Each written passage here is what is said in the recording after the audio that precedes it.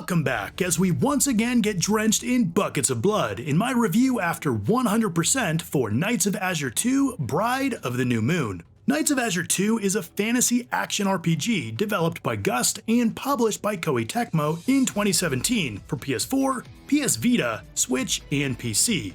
And this is the sequel to 2015's Nights of Azure. While this is a sequel to Nights of Azure, and the story continues after the Lord of Night's death from the first game, everything else feels new. We have a new big bad with the Moon Queen, who, like most big bads do, wants to end the world. We also have new protagonists with Liliana, a priestess from the Curia, a religious organization who's been chosen to sacrifice herself to the Moon Queen to delay the end of humanity. We aren't told exactly how, but trust me bro, it's gonna work. Liliana's once childhood friend and now Holy Knight Alucia has been assigned to escort her to the Moon Queen for sacrifice. However, shortly after the pair meet up, the Moon Queen intervenes, kills Alucia, and takes Liliana. And the credits roll and the game's over. Well, thanks for watching. Nah, just kidding. And don't worry, this isn't a spoiler. We're not even an hour into the game.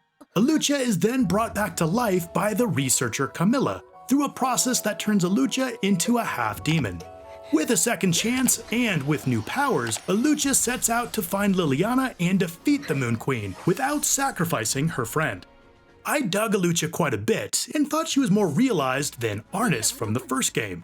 She has a determination that instills strength in her allies even when things seem bleak. The relationships she builds with the rest of the main cast are handled well and easily one of the story's biggest strengths. Throughout, Alucia forms and strengthens bonds with servants and lilies. Servants are demons that you acquire. These are somewhat like Pokemon, where you collect and strengthen them to aid you in battle.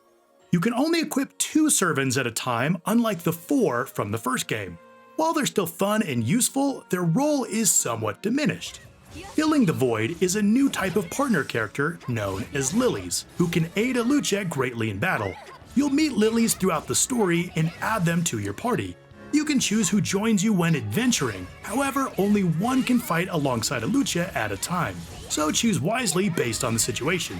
In addition to lending their aid in battle, each Lily has a side story where you can learn more about their histories and relationship with Alucia. These stories unlock as Alucia's bond with each Lily grows. Seeing these stories play out is easily one of the best parts about the game, because of how nuanced and rich each character grows to be.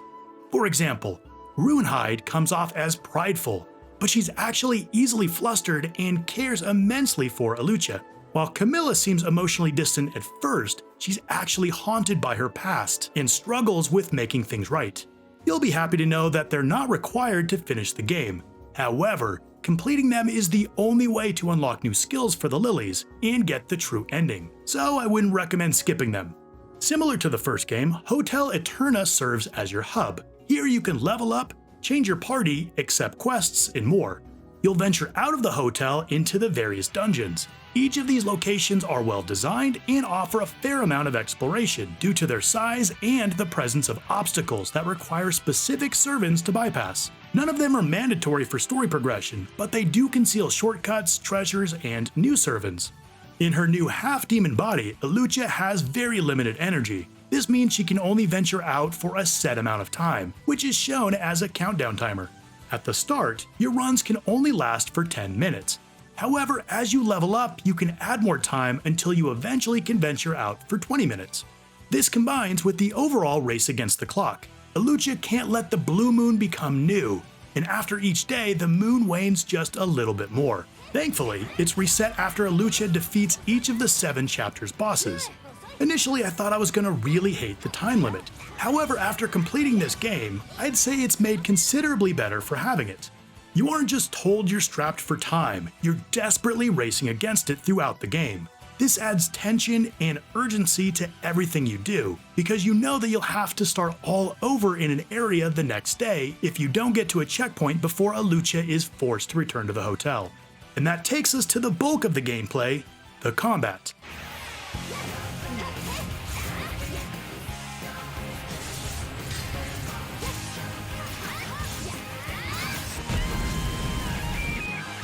During combat, Alucia can string together combos with weak and strong attacks, as well as a jump, dodge, and block. The servants by her side come in two types. One that lets Alucia use a special attack, and another that transforms into a different weapon for Alucia. You can't switch servants outside of the hotel, and only a select few have uses outside of combat. In addition to their regular attacks, each Lily has two combination attacks with Alucia, Double Chase and Lily Burst. These are active skills which you can trigger whenever they're available, and special skills which Lilies trigger automatically depending on the situation. Each Lily is different, and they all have unique roles in combat. For example, Runehide is a melee support character who can not only deal heavy damage with her greatsword, but will also boost Alucia's defense when instructed, and heal her when her health gets too low. While Verushka is a purely offensive character who can hit hard, use stealth to confuse enemies, and use a super move to instantly defeat most enemies from time to time. Blood acts as currency and experience. Alucia can use the blood from fallen enemies to strengthen herself and reduce the time needed to complete various tasks.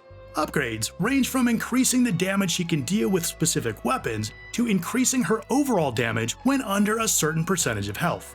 You can equip accessories for passive bonuses for Alucia and her Lilies, a standard passive skill tree for Alucia, and a leveling and reincarnation system for servants that seems most useful when undertaking multiple playthroughs, which is necessary for completionists. Enemies can hit hard on the normal difficulty if you're not playing carefully. Easy difficulty will be way too easy for most. There's also a hard difficulty selectable at the start and a nightmare difficulty unlocked after the first completion. Your allies provide some emergency healing, and Alucia can give a bit of healing or other boosts to her allies. But most recovery and buffing is done by collecting items dropped from enemies or glowing barrels. And that takes us to a big step up from Nights of Azure with its presentation.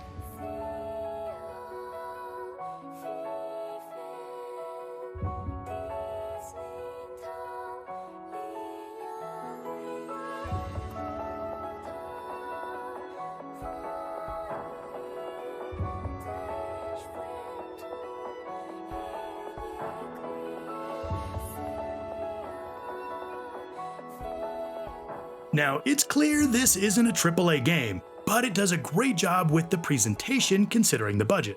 There are more diverse and interesting environments here. Character designs are more detailed and expressive, with vastly improved animations. A decent soundtrack provides a good audio backdrop, and the Japanese-only voice acting is solid. There was only one sacrifice they made over Nights of Azure 1, and that's surprisingly in the frame rate. Instead of 60 frames a second, this one is locked at 30. Not unplayable, but disappointing. There's definitely some fan service and adult content, but not as much as you'd think based on the marketing. The characters' outfits are revealing, but not over the top. You can collect and swap swimsuits for the characters, which is fun but totally optional. This is a Yuri story with strong connections between the female characters that comes across as sweet instead of salacious. A first playthrough will take you about 20 to 25 hours. However, you'll need to complete 2 playthroughs for the Platinum Trophy. In New Game Plus, you'll keep relationship levels and most other progress, which makes that second playthrough much faster. You'll need to level all relationships to the maximum and level Alucia to 50, neither of which can be done on the first playthrough. All in, it took me about 40 hours to get 100%. Nights of Azure 2 is a more polished and engaging game in almost every way than the first game. The characters and their relationships are constantly interesting. In fact, you'll likely be more interested in the character stories than the overall plot.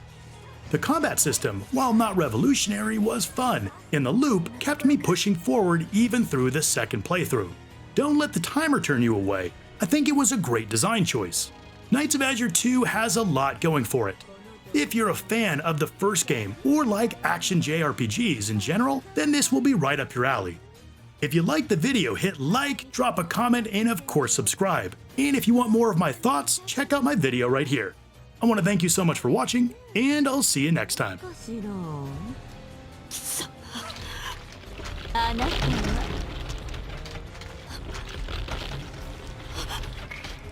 どこまで耐えてくれるのかしら。